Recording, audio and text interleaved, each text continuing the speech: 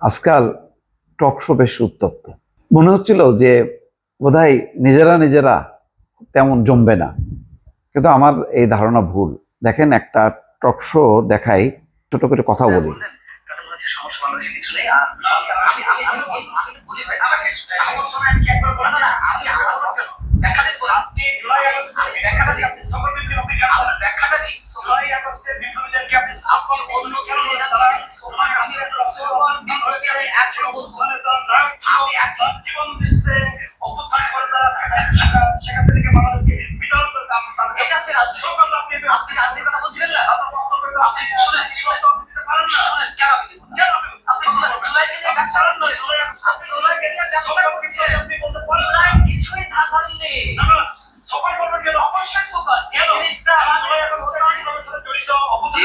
বিষয়টা প্রতারণা করেছে সেটাকে আমি সফল বলবো। তো প্রতারণা করেছে,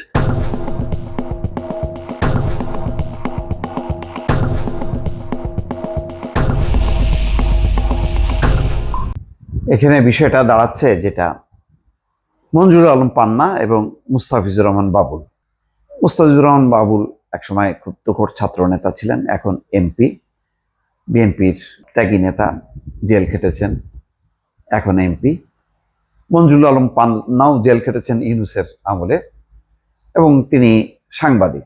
এখন তাকে বলা যেতে পারে তিনি হয়তো এই মুহূর্তে আওয়ামী ঘরানার, এবং যেহেতু টকশোতে এখন আওয়ামী লীগের সরাসরি যারা আগে নানাভাবে প্রতিনিধিত্ব করতেন তারা কেউ নেই, হয় তারা পালিয়ে গেছেন, কেউ জেলে আছেন, অথবা কেউ অ্যাভয়েড করছেন, দূরে দূরে আছেন, তারা আসেন না। এখন একজন দুজন আসলেই আওয়ামী লীগের তো একটা বড় সমর্থক গোষ্ঠী আছে, তারা সাপোর্ট করে। কিন্তু এখানে যে বিষয়টা নিয়ে আলোচনাটা, এই আলোচনাটা দুটা দিক আছে। পুরোটা শুনলে বোঝা যেত, কিন্তু যতটুকু বোঝা গেল যে মঞ্জুরুল আলম পান্না হয়তো বলতে চেয়েছেন যে জুলাই অভ্যুত্থান, এটা যারা মূল উদ্যোক্তা, এখন এনসিপির এই যে তরুণ নেতা, তারা এটা ব্যবসা করেছে। সেই কারণে এই জুলাই আন্দোলনকে বা অভ্যুত্থানকে তথাকথিত বলা হচ্ছে। কিন্তু মুস্তাফিজুর রহমান বাবুলের আবার প্রতিবাদটা, সেটাও সঠিক। সেটা হলো, পুরো জুলাই অভ্যুত্থানটা তো নাহিদ ইসলাম, সার্জিস আলম বা হাসনাত আব্দুল্লাহ না, এখানে বিএনপির পার্টিসিপেশন আছে, সবারই, দল মত নির্বিশেষে, এবং বিএনপি, সাধারণ জনগণ সবাই অংশ নিয়েছে, কে অংশ নেয়নি? ফলে এটাকে তথাকথিত গণ অভ্যুত্থান এটা বলা মানে, এটা শুধু তাদের উপর রাগ করে যদি আমি এটাকে বলি পুরো অভ্যুত্থানটাই ব্যর্থ বা বৃথা বা এটা সঠিক না, এটা ডিপ স্টেটের চক্রান্ত, এটা ভুল হবে। যেমন ইউনূসের উপর আপনার রাগ থাকতে পারে, এখন ইউনূস গণঅভ্যুত্থান পরবর্তী সরকার, তার বিরুদ্ধে ক্ষোভ আওয়ামী লীগের আছে, আবার আমাদের মতো অনেকেরই আছে। কারণ আমরা ইউনূসের কাছ থেকে সেই প্রত্যাশিত যেটা করা উচিত ছিল, যে একটা চমৎকার ব্যবস্থার মধ্য দিয়ে দ্রুত নির্বাচন করে নির্বাচিত জনপ্রতিনিধিদের হাতে ক্ষমতা হস্তান্তর, এটা না করার কারণে তিনি বিরাগভাজন হয়েছেন। কিন্তু আওয়ামী লীগ আবার তাকে দেখতে পারে না অন্য কারণে।